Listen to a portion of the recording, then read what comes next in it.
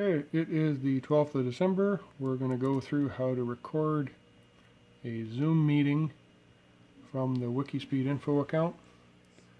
So the first thing I do is I go into Gmail and I log into the WIKISPEEDinfo@gmail account. This is what it's up here. We open up a new tab, go to zoom.us, and we sign in up here, and then it asks you for username and password. I go in with Google, and I just happen to be logged in with a couple of accounts right now. So I'm going to choose WIKISPEEDinfo@gmail.com.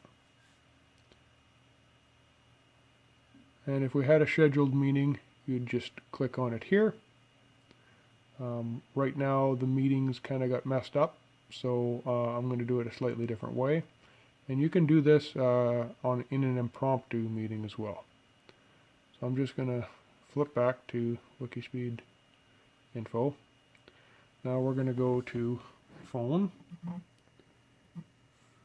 And the phone has the Google invite. We're going to tap that. We're going to scroll down, and we don't want the first link, which is a little confusing. We want the second link, the one with the number at the end. So that takes us into our browser and warns us, a security thing, that, oh, it's trying to redirect us. Yes, we do want to go to zoom.us with the number at the end. And it says, aha, I'm connected. And then it turns on your video and stuff. So I'm going to turn my audio on, and I'm going to flip my camera around so that it actually doesn't show me to myself, it shows the other side of the camera. So then I'm going to go over here to my WIKISPEEDinfo tab and notice that I have an update. I go into my update, and Zoom tells me that I have a meeting attendee that is waiting for me. So I click on this link. It opens up this tab, which then brings up the Zoom application. WIKISPEEDinfo has to be logged into this account. So I'm going to mute myself and stop my video. I'm going to mute my computer speaker so that I don't get echo going. And I'm going to go into this little tab here, and I'm going to hide by self view. So that is just the meeting attendees. The laptop doesn't really do anything but record, which is fine. So then if I turn my camera around, it will actually show me as the only attendee. So that's the way you do it. Right now it shows up in here that I'm recording. I can pause it down here and then start it again. Often what happens is you end up having to take the first 30 seconds or so off because you're just getting set up and you look kind of goofier than usual anyway. But that is the way that you set it up. More people will show up in multiple windows over here, and if I go back in to my participants and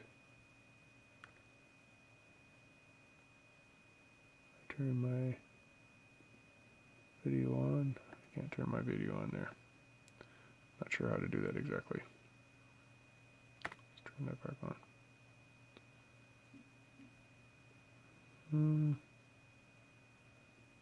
It's interesting. So on there I show both, but on here I only show one. Anyway, you can play around with that kind of stuff.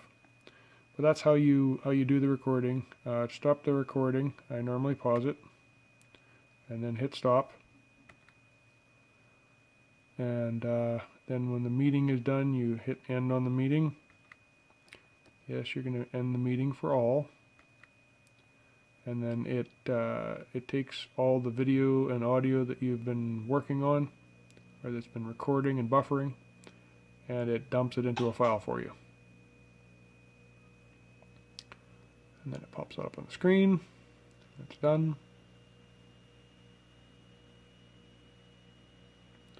And it asks you what directory you want to put it in. By default, it puts it into your documents, a directory called Zoom, and then year, month, day.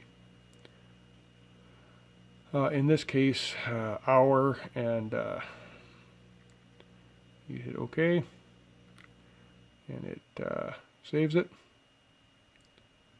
And then when it's done saving it, it shows you a directory of it. It usually does anyway.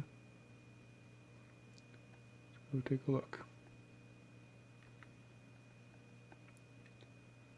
So inside documents, my documents, scroll down to Zoom, launch it out, and at the bottom you see Zoom 0 is a 5 meg file. We'll just double click on it and it will